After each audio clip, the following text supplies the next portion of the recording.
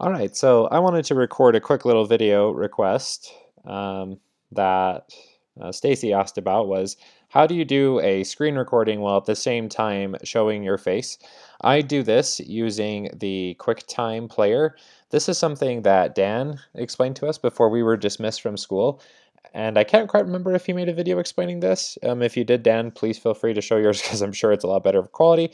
But anyway, here's how I do mine at least. So first you need to open up QuickTime Player, and when you first open it up, you won't see anything really pop up, but what you will see is up here in the very top, there will be the QuickTime Player menus that is up here.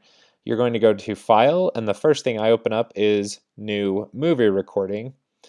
And when you open that up, then it pops up your screen that actually has your little video. So this part that you like to see. But we're not actually going to do anything with this part. I just minimize this and usually just have this off to the side like you've seen in some of the other videos. And then to actually record your screen, you go into File again and you go to New Screen Recording.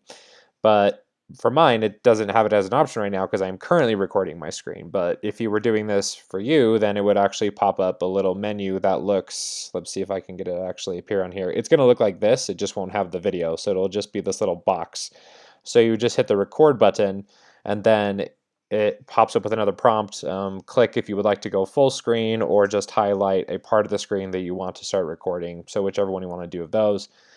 And after either you click or you highlight your screen, then it will actually start recording. And if you do full screen and this is in the view, then like you can see, it records it in the view. Okay, so that's how you do that. If you have any other questions about that, I'm sure Dan, he can answer a lot more questions, but you can also email me or anybody else that knows how to do this. So later.